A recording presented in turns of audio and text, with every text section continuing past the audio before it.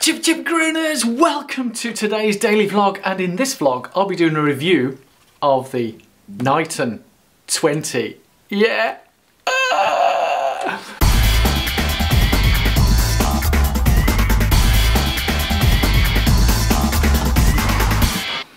Oh yes, Grooners, what can I say? Today is Monday and it's a beautiful sunny day here in the UK. Chilly but beautiful sunny day. So yes, yesterday's epic race, and I've got to say a big thank you to each and every one of you who left some amazing comments following yesterday's vlog and over the past few days. Yeah, it's been a bit, lots of things have been going on with Boston Marathon, accommodation, all that stuff, but I've moved on from that. So hopefully it's going to come together. Something's going to come together. It always does, and things always happen for a reason. And yeah, all I can say is it's been a blessing in disguise, I think, that cancellation. So I am deeply touched by the amount of people who've been helping, putting comments in and messaging me and looking to help me in some way. So it's been fantastic. But yes, the Knighton 20. I'm wearing the shirt, yeah. Ooh, do you like that shirt?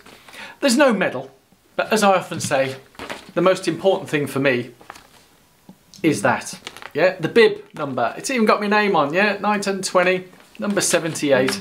It was such a brilliant race. My first ever, and as I said in the vlog, I think this April will be 3 years since my first marathon. This has been my first ever 20-mile race. Whilst I didn't race it hard, I went out as part of the training. It's great to do it together with so many people. But in terms of the review of the race, what can I say? It was brilliantly well organised. Thank you so much for all the volunteers who came out to helping on the course. And it was a pretty straightforward, I say straightforward, 3-loop course. Very, very undulating. If that's one way of putting it. And as you saw from the vlog itself, very, very windy. There were some points where I must have been the feet flying routine, you know, where both your feet momentarily off the ground, and I got blown here, there, everywhere, and trying to hang on to my hat. Oh, it sort of added to the spice and the adventure, and obviously going through the water and all that kind of stuff as well, added to it as well. I could have sworn I started with white trainers at the beginning of that race, but anyway, they are another colour right now. But there's so many good things I can say about the race in terms of, for me, and this is not knocking any of the big city, big town races, everyone's different. The key thing for me is what I'm looking for is value for money, and just to be able to run. That's all really. I don't need anything else. Flat courses are a benefit if you're going for a PB, but yesterday I wasn't going for a PB, I was going on effort, and I certainly put the effort in. But the entry fee, I think, was around, with obviously I'm part of UK athletics, England athletics, so I got a pound off, £2 off, whatever it was. So I think it was £14 for the race, which included the shirt.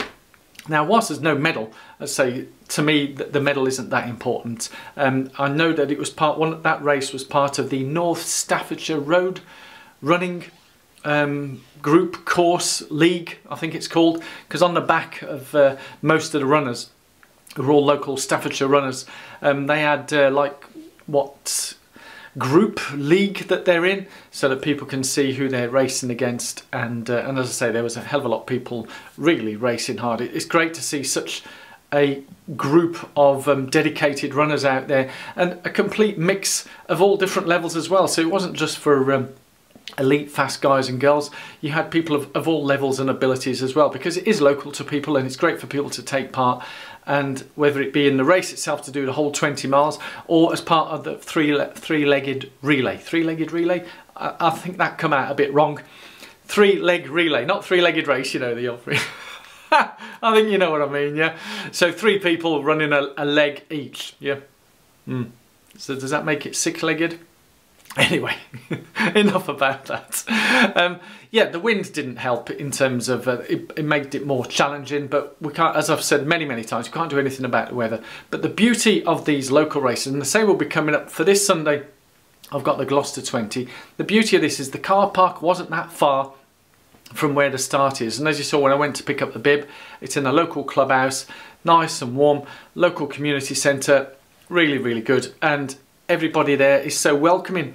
I mean, when I saw Alf and Tim, who came up to me. I'd never met them before in my life, and they immediately made me welcome. They were part of, I think, the North Staffordshire road running group, and they said it's great to see you here, and I thought it was great. Really, really friendly atmosphere, and everybody very welcoming. But as I said, the real benefits for me is it's local. I think it took me just about an hour to drive to. I just casual drive up the M5, M6 up to the Staffordshire area, and have a great run, and thoroughly enjoyed it, despite the unplanned, what do you call it, pit stop. I mean, how can I put it? It was around mile 9, so I'd already completed the first loop, and I was a good couple of miles, mile 10, somewhere around there. I was between mile 9 and mile 10, and I was running with a couple of runners, and I did say I feel like going for the loo. Yeah, not a pee stop, but you know, toilet stop, sit down and all that, and it was quite uncomfortable trying to you know, this is a review, you want the real stuff, basically clenching my cheeks to make sure I didn't poo my pants. Yeah, that's right. Even though out in the country, I didn't quite fancy jumping behind one of the bushes and letting it go there, you know. So I held on till the end of the second lap and went into the clubhouse, as you saw there. And for those well spotted, yeah, the old hygiene, whatever, it's a race, let's just get out there, carry on. I did wash my hands when I finished the race, so everything was fine, yeah. So it wasn't planned, you know. Maybe you guys could say, for me, I'm trying to pin down what caused that, because I didn't have any gels at all throughout the 20 miles. I didn't have any water either throughout the 20 miles. So, you know, and the energy felt good, and I'll go through in terms of the strategy, but in terms of the food that I had, I'm guessing I had just a very light breakfast at around 7 AM. I'm guessing, because the race was a very late start for me, 10:30 start, my long runs are finished by 10 normally on a Sunday. I do appreciate when I'm doing marathons that start around 9, again done and dusted by midday, 1 o'clock, but I'm wondering whether, because I had that breakfast, whether it sort of worked its way through. Yeah, worked its way through in that time, I don't know. I certainly didn't have a curry on the night before, as I did on the Warwick half and that 20 mile, you know, the 7 mile warm up. Didn't have a curry night before, so it wasn't the curry. Didn't have any gels, so it couldn't have been the gels that caused that. And I don't know, was it another thing I had the day before was some yogurt, pineapple? Was it that? You know, some people say pineapple flush you through the system, but surely that would have flushed through by the evening or morning. I know, a lot of toilet stuff, but this is a review, as I said, you know, I'm giving it to you as it is.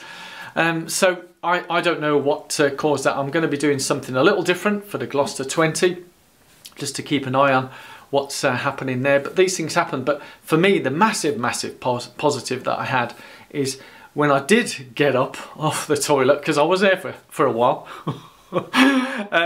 you know, a good 5 minutes I was sitting there,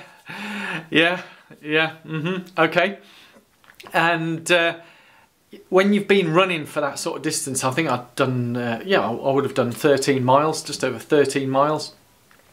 The legs, when you've been sitting down for 5 minutes or whatever, you know, getting into the physics, the legs tend to seize up, tighten up. But the beauty of it, when I did get up, the legs did feel like jelly. And I was a little concerned that would I be able to keep us, because I still had another 7 miles to do, or 6.6 miles to do of the final lap. But the good news is I just slowly got back into it, and after about a couple of miles, the legs felt really good. And as I've said on the whilst I was doing the vlog for yesterday and also the Warwick half, the hardest bit for me, because I'm going out as an easy run, is not to race it, because there are a lot of people racing it, and you get sort of pulled in. You think, oh, gotta go, you know, and then race it with other people. But it was just holding back and being patient and remembering what the training plan's for and what the end goal is, which is the spring marathon. And that was the key thing for me, is maintaining that.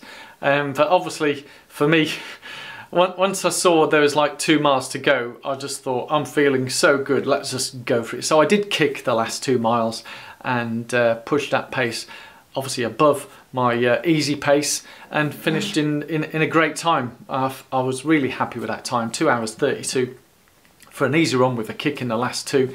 And I understand that some people hit walls at around mile 18, and so that wall, basically the last 2 miles I just literally kicked and ran like a fireball. Woo! Fireball! Yeah, just flew.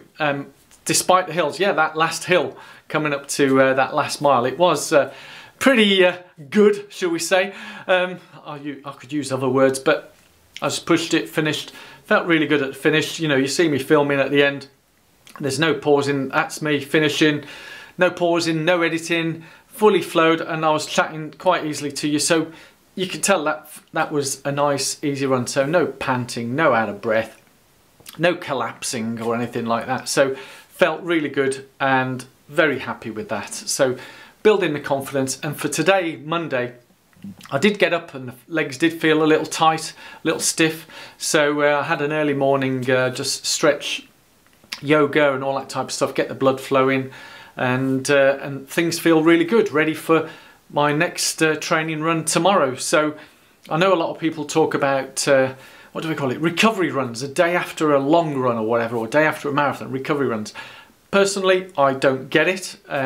Whilst I appreciate it works for elite athletes, you know, if you're running around 2 hours, 2.5 hours, and people have been running for many years, I can appreciate that and the science behind that. But for me as a novice and beginners as well, for me, the day after a long run, I am having a rest. Yeah, I might do, as I say, that little bit of yoga. For some people, it is total rest. No yoga, no nothing, no rowing, no spinning, no nothing. But for me today, nice rest and enjoying it. I guess like you, Cole, that brilliant time in Barcelona, 3 hours and 6 minutes. I mean, you must be really chuffed with that. That's another, my understanding, I think that'll be another London Marathon qualifier for you. So I bet today, if you're still in Spain, in Barcelona, having a nice rest. So fantastic, and well done to everyone who took part in the big half as well down in London. It was a bit blowy down there as well, so obviously completely different to the 20 miler that I had yesterday. So hopefully you found this useful in some way in terms of the review race and what I'd gone on for. But the key thing for me is it was an easy run, and I'm feeling the legs feel good, ready for the next set of training, which is what a long run should be about. It's not about killing ourselves and racing it hard. That really doesn't have any benefits. The race is where you race hard, yeah, not the training, long training runs. Certainly as a novice beginner, as I feel, I still am learning new things. So if you did find it useful, please do give it that thumbs up. And if you haven't already done so, then please do click on that subscribe button wherever it is. So thank you so much for taking the time to watch this. Really do appreciate it. And I just want to say again, a big heartfelt thanks to each and every one of you guys who have been reaching out and helping me out to work out something for the Boston Marathon. Whatever happens, happens. It looks like I will be doing a different race, but I may, you know, there's that slim possibility I may still do the Boston one as well, but I've not decided that yet. But I will be going for a different race, yet to be decided. So I can't, words are not enough to express my gratitude to all you guys who've reached out to help, and the people of Boston, I'm really proud of you guys. It's fantastic. So gotta go. So wherever you are, whatever you do, keep, yeah, that's right, running, yeah.